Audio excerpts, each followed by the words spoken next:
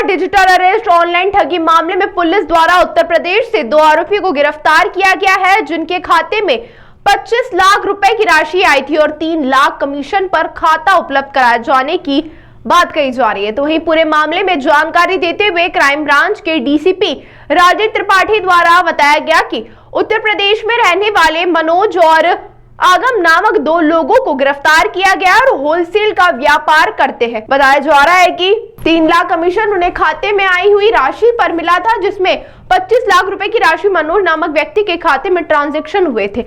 और यह वही मामला है जिसमें कारोबारी महिला से 1 करोड़ 60 लाख रुपए की ठगी हुई थी। उसी की राशि विभिन्न खातों में ट्रांसफर हुई थी। अभी तक पुलिस अन्य 12 आरोपियों को भी बैंक अकाउंट के माध्यम से ही गिरफ्तार कर चुकी है। वह पूरी कड़ी को जोड़ने का प्रयास किया जा रहा है। इस पूरी वारदात में बताया जा रहा है कि टेलीग्राम के माध्यम से लुभाने वाले ऑफर देकर युवाओं को फंसाया जा रहा है और उनके बैंक अकाउंट का ऑनलाइन ठगी में उपयोग किया जा रहा है। पुलिस भी साफ तौर पर कह रही है कि इस तरह से किसी को भी अपना बैंक अकाउंट उपलब्ध न कराएं, नहीं तो आप पर आपराधिक प्रकरण दर्ज हो सकता है और समस्या में आप उलझ सकते हैं। अभी आपको जानकारी में होगा कि 2 दिसंबर को एक घटना हुई थी जिसमें 1 करोड़ 60 लाख रुपए डिजिटल अरेस्ट के माध्यम से एक महिला के साथ फ्रॉडस्टर लोगों ने ठग किया था। इसमें हमने देश के विभिन्न प्रांतों से लगभग 11 मुलजिम उठाए हैं, जिसमें भोपाल से है और कुछ बिहार से है और गुजरात से है। और अभी जो हमने 2 आरोपी पकड़े हैं वो एक मनोज कुमार है, श्रावस्ती यूपी का है, और एक आगम साहनी निवासी लखनऊ का है। इन दोनों आरोपियों के करंट अकाउंट इस्तेमाल हुए हैं और इसमें लगभग 25 लाख रुपए इनके अकाउंट पर इसमें मनोज कुमार के अकाउंट में गए हुए थे। इससे जब पूछताछ की गई तो फिर इसने अपना अकाउंट आगम साहनी के कहने पर देना बताया। इसमें ख़ास बात ये थी कि इन लोगों के अकाउंट में जो पैसे आते थे उसमें ये लोग परसेंटेज बेसिस पर ये काम करते थे, और चूंकि करंट अकाउंट में संचालित हो रहे थे, सेविंग्स अकाउंट के बजाय करंट अकाउंट में ज़्यादा रकम आती है और प्रतिदिन उसमें रकम आने जाने की सुविधा भी रहती है। क्योंकि वो बिजनेस अकाउंट होता है, इसलिए इस पर्टिकुलर प्रकरण में पहली बार ये करंट अकाउंट के लोग भी जो पकड़े गए हैं इसमें परसेंटेज बेसिस पे काम करते थे और ये 2 लाख से 5 लाख रुपए इनको इस पे जो अकाउंट ट्रांजैक्शन होता था उस पर मिलते थे।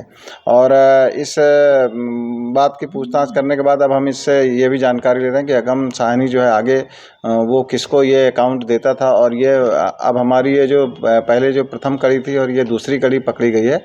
अब इसके ऊपर हम तीसरी कड़ी और चौथी कड़ी पर काम करने वाले हैं, जिसमें वास्तव में कौन फ़ोन में उनको फ्रॉडस्टर कौन बात कर रहे थे और कौन लोग मिल करके पूरी प्लानिंग कर रहे थे। अब हमारी इस पे आगे इन्वेस्टिगेशन की टीम काम कर रही है। Telegram channel sir. दूसरा इसमें एक और महत्वपूर्ण बात यह आई है कि इसमें जो आगम साहनी जो पकड़ा गया है ये काफ़ी लोगों से जुड़ा हुआ था और ये टेलीग्राम पर, चूँकि व्हाट्सएप पे तो नहीं लेकिन टेलीग्राम पर एक ग्रुप चलाता था, ब्रो पे नाम से एक टेलीग्राम ग्रुप चलाता था। और उसमें ये ख़ास तौर पे ऐसे लोगों को ढूंढता था जिसमें अकाउंट होल्डर जो अकाउंट उसको दे सकते हैं, करंट अकाउंट या सेविंग्स अकाउंट, तो ऐसा पूरा इसने ग्रुप बना के रखा हुआ था।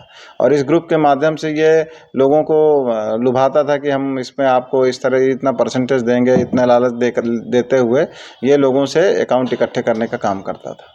इस केस में 3 लाख रुपए दिए हैं और इस पर्टिकुलर केस में इनको जो है 3 लाख रुपए इसमें मिले हुए हैं और इसमें आगे की कड़ी की हम जानकारी लें। अभी तक कितने जो अकाउंट इसके माध्यम से किए गए या लोगों को दिया गया ठगी के लिए उपयोग किए गए? अभी इसमें पर्टिकुलर अभी तक तो हम लोगों ने 10 से ऊपर अकाउंट हमने इसमें डिटेक्ट कर लिए हैं और अभी बाकी और जो ये पैसे फर्दर किस अकाउंट में गए हैं उसके भी जांच की जा रही है। सर, आरोपियों के बैकग्राउंड की बात करें तो ये दोनों क्या करते हैं? आरोपी में एक तो ये जो अपना मनोज है ये होलसेल का व्यापारी है और दूसरा ये आगम जो है ये भी बीकॉम कर रहा है, ये छात्र है आगम। तो ये मामले में तो देखने में आया है कि कुछ व्यापारी भी इसमें जुड़े हैं, तो इस हिसाब से ये कमीशन बेस पे ले रहे हैं, बड़े account व्यापारी ले रहे हैं, तो क्या ये छोटे मोटे हैं। मतलब सही है या मतलब क्या लगता है? नहीं नहीं, ये क्या है, बहुत बड़े व्यापारी नहीं, छोटे व्यापारी हैं ये। और जो इन पैसों की लालच में, और चूंकि इसमें करंट अकाउंट में परसेंटेज बेसिस पर इनको ये लगा कि जितना हमारा ट्रांजैक्शन होगा उसमें हमको परसेंटेज बेसिस पे लगातार हमको इसमें अर्निंग होती रहेगी, तो उस लालच में इन लोगों ने अपना करंट अकाउंट दे दिया। सर ये जो अकाउंट बेचते थे तो इनके ऊपर किस प्रकार की जो धाराएं रहेगी वो क्या है? ऑर्गेनाइज क्राइम की तरफ इसमें चूंकि एक ऑर्गेनाइज क्राइम की भी एक धारा है अपने नए कानून में 112 BNS के तहत, तो उसमें भी इसमें वो धाराएं बढ़ा करके इस पर कार्रवाई की जाएगी, इसमें सज़ा भी ज़्यादा है। क्या है कि 12 और 13 तारीख में इसमें काफ़ी बड़ा अमाउंट इनके अकाउंट में ट्रांजैक्शन हुआ है, लगभग 2 करोड़ के आसपास का अकाउंट का ट्रांजैक्शन भी पाया गया है। तो हम ये भी जानकारी ले रहे हैं कि इसमें बाकी किस किस लोगों से ठगी की गई है, इसके बारे में भी हम विस्तार से इसमें तो दूसरी स्टेट में भी ठगी हुई है, अभी तक नहीं। देखिए वो ऑनलाइन ट्रेडिंग में आया था मामला, अभी फिलहाल इसमें डिजिटल अरेस्ट में नहीं पहुंचे हैं, लेकिन अभी आगे बढ़ते जा रहे हैं। आप ये मान के चलिए इसमें कम से कम 50 से ऊपर लोग आरोपी निकलेंगे इसमें।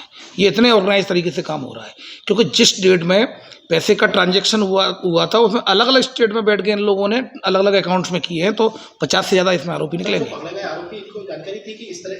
नहीं, ये टेलीग्राम के माध्यम से जुड़ते थे, व्हाट्सअप कॉल के माध्यम से करते थे और बसों में रखवा देते थे।